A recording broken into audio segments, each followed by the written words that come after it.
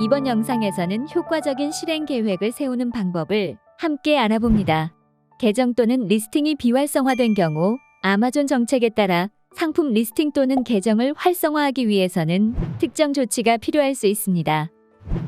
셀러 센트럴의 퍼포먼스 통지 또는 어카운트 헬스 페이지의 지침을 참조하여 구체적인 조치와 다음 단계를 알아보세요.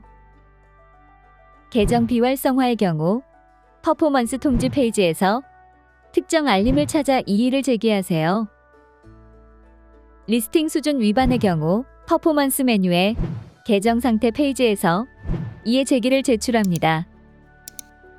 미국, 캐나다, 멕시코 등 비활성화 또는 위반이 발생한 마켓플레이스에 로그인하여 이의 제기를 제출해야 합니다.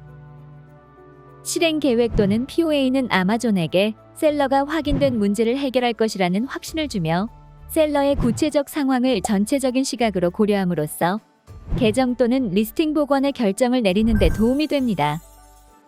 먼저 실행 계획에 대해 자세히 살펴보겠습니다. 일반적으로 실행 계획은 다음 세 가지 요소를 포함합니다. 문제의 근본 원인을 파악하거나 계정 비활성화 또는 정책 위반을 유발한 문제를 파악합니다. 고객의 문제 해결을 위해 취한 조치를 설명합니다. 향후에 문제가 다시 발생하지 않도록 해결책을 제공합니다. 실행 계획은 명확하고 간결해야 합니다. 실행 계획은 사실에 기반하고 직접적이어야 합니다. 문제의 원인이 되는 사실과 사건에 초점을 맞춰야 합니다. 둘째, 모든 문제에 대한 설명을 제공합니다. 일부 비활성화는 여러 가지 문제가 복합적으로 작용한 결과일 수 있습니다. 예를 들어 높은 주문 결합률은 부정적인 피드백과 미배송 주문으로 발생한 것일 수 있습니다. 개별 근본 원인에 대한 구체적인 대응책을 제공해야 합니다. 셋째, 모든 항목의 증빙 자료를 포함합니다. 검토 중인 모든 상품이나 아신에 대한 증빙 자료를 제출해야 합니다.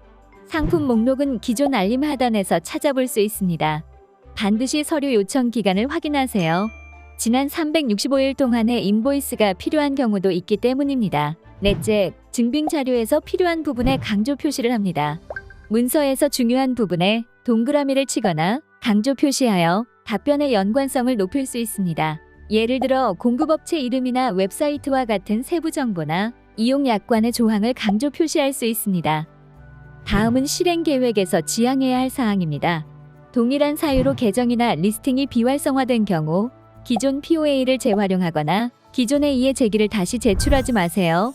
근본적인 원인이 변경되었는지 파악하거나 다른 해결책을 고려하세요. 현재 시행 중인 조치에 대한 문제를 해결하는 POA만 제출하세요. 둘째, 계정 관리자나 외부 대행사가 POA를 대신 작성하도록 하지 마세요. 비즈니스를 이해하고 해결책을 파악함에 있어 가장 적절한 사람은 바로 여러분입니다.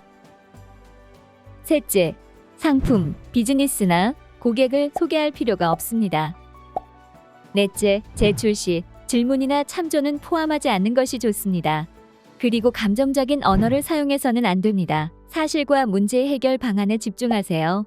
여섯 번째, 과거에 일어난 일에 초점을 맞추거나 단기적이거나 사후 대응적인 해결책을 제시하지 마세요. 무엇이 잘못되었는지 파악하고 향후 동일한 문제가 재발하지 않도록 해결책을 찾아야 합니다. 일곱 번째, 가능한 모든 해결책과 향후 계획을 나열하는 것은 권장하지 않습니다. 구체적으로 문제 해결을 위해 이미 취한 조치를 강조해야 합니다. 여기에서 POA 주요 작성 원칙을 요약합니다.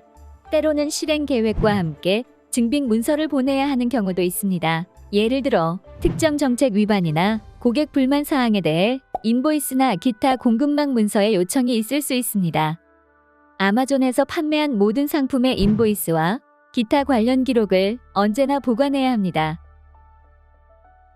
인보이스는 명확하게 식별할 수 있어야 하며 셀러의 이름과 주소, 공급업체 이름, 주소, 전화번호와 같은 세부 정보를 포함해야 합니다. 이에 제기에 공급업체 정보를 추가하여 조사자가 유통업체의 공급업체 신뢰도를 확인할 수 있도록 하는 것도 도움이 될 수 있습니다. 발행 날짜, 송장 번호, 재고 수량, 그리고 상품 이름, 아신 등의 세부 정보를 포함하세요. 인보이스 라인 설명에서 해당하는 아신을 명확하게 식별할 수 없을 경우 검토 중인 아신의 라인 항목을 강조 표시하고 인보이스를 다시 스캔하여 제출할 수 있습니다. 이는 혼란을 없애고 검토 프로세스를 신속하게 처리하는 데 도움이 될 수 있습니다. 모든 문서의 이미지 품질이 선명하고 잘리지 않았는지 확인합니다. 모든 정보가 셀러 센트럴에 입력된 정보와 일치해야 합니다. 가격 정보를 가릴 수 있으므로 검토 중인 품목을 강조 표시하는 것이 좋습니다. 인보이스가 이러한 요구 사항을 충족하지 못하는 경우 이해 제기 제출 시 필요한 형식의 인보이스를 제공할 수 없는 이유를 설명해 주세요. 검토 과정에서 해당 내용을 고려할 것입니다. 이것으로 효과적인 실행 계획을 세우는 방법에 대한 안내를 마칩니다. 감사합니다. 아마존과 함께 즐거운 셀링 되시길 바랍니다.